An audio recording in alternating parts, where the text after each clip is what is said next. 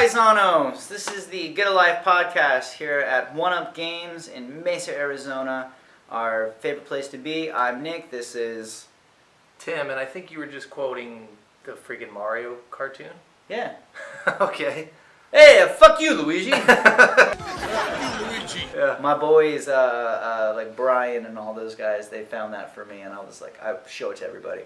It's like I whip it out, and I'm like, oh, dude, you gotta see this. I'm like, you gotta check this out, man. This is great.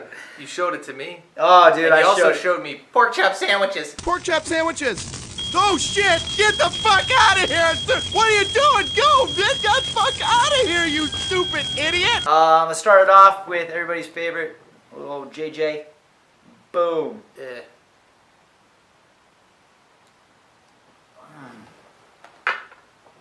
Oh, don't tease me, Trixie.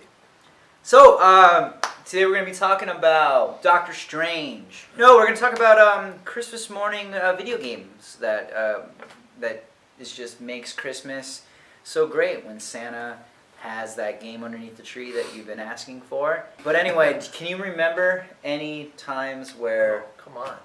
I got Mega Man 3 for Christmas back in like... What would that have been? Like, it was the early 90s. It was like 91. Just say 91. Something like that. Probably. It was like actually, right it might have been 1990. It was 90 or 91. Before the Super Nintendo? I also, that Christmas, I got Shark Attack, the board game. Shark Attack! This shark is like a maniac! It's Shark Attack! Ah, yes. I was freaking out. Shark Attack. And my brother got Follow the Foot Clan. Oh, GB. GB, Follow the Nice. Foot Clan. Heck yeah, dude. And then, of course, prior to that, when I was probably like 5, we got the NES for Christmas from my grandparents. Okay. Which, I mean, come on. What's it like to play the Nintendo Entertainment System?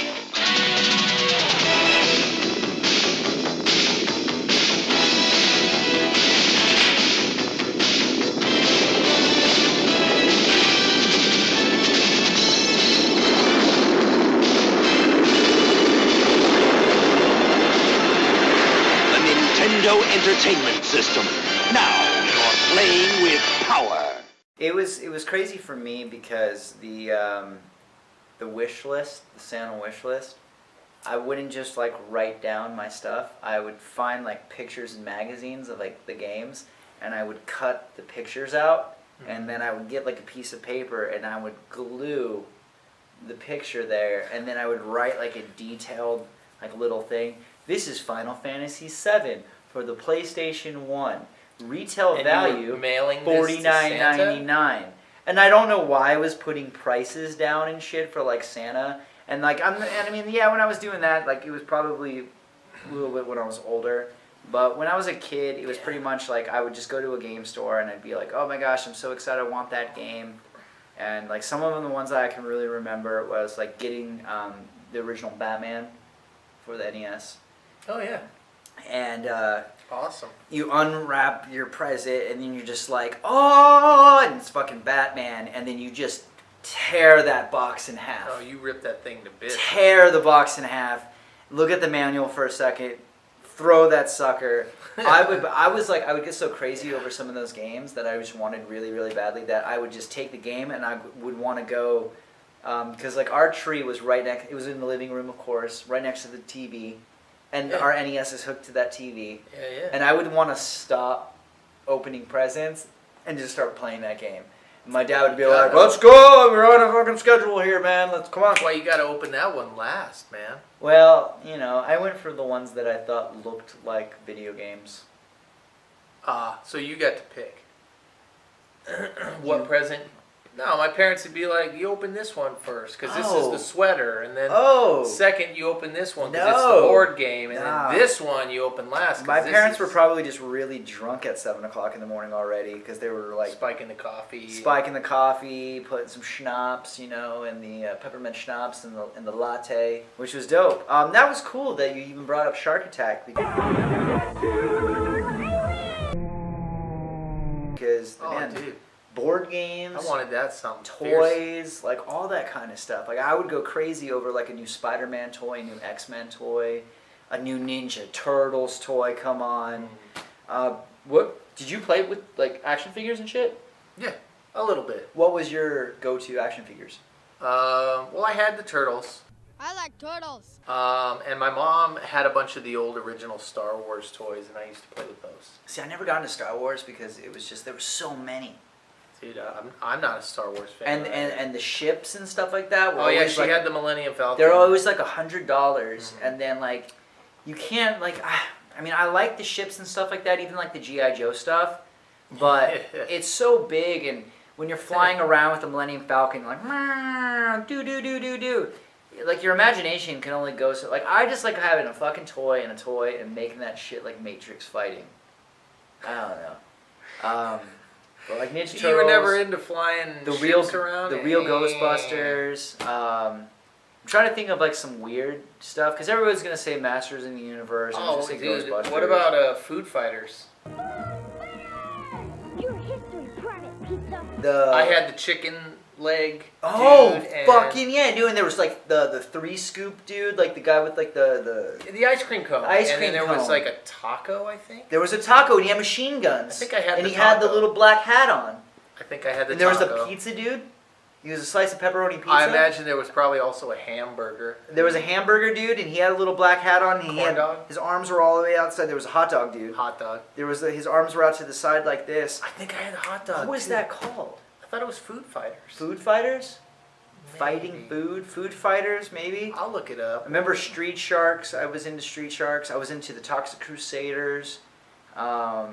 Was it Barnyard Commandos? Sounds familiar. Something like that. There was like the Cows of Mumesa. That's like another weird one that maybe not a lot of people know about.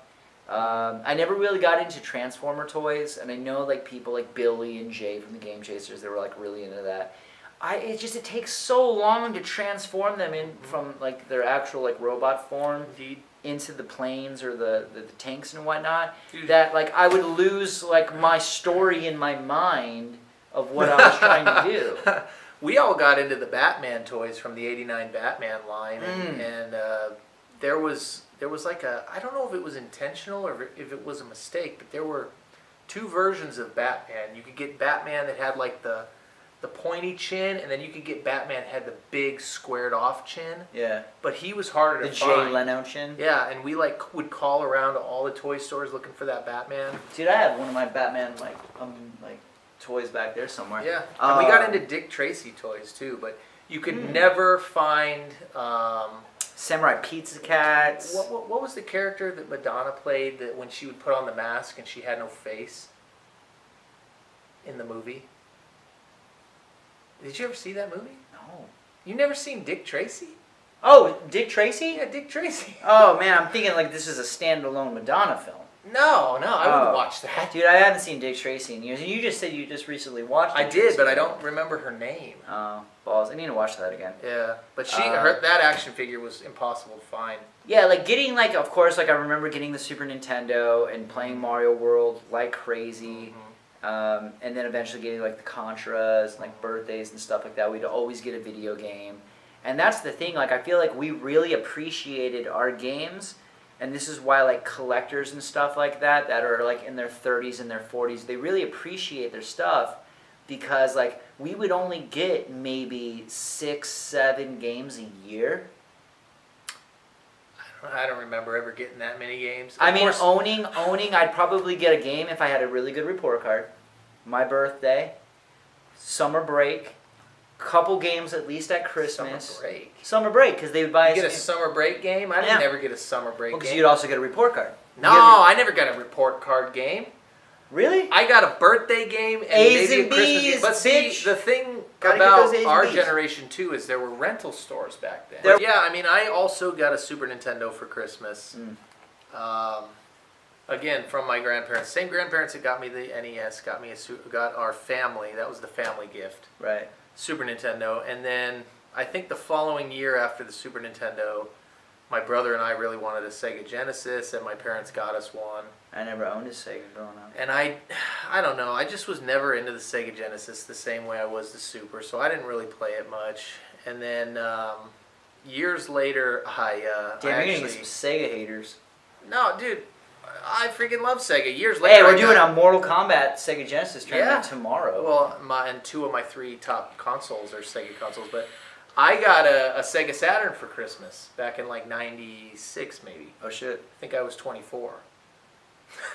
No, but dude, I used to write my Christmas list out, and I would put like something I wanted, and then I would put 1 to 5 stars next Dude, to that it. would make you in your 40s now.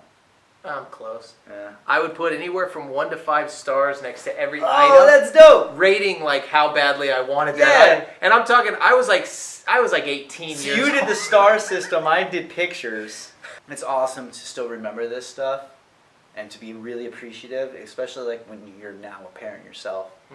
So I just want to end like the podcast just saying like thank you mom, thank you dad, thank you Santa Claus, and hopefully like our families can have the same type of memories that we had. I can't end like emotional. I have to say fucking shit and just be weird because that's how I am.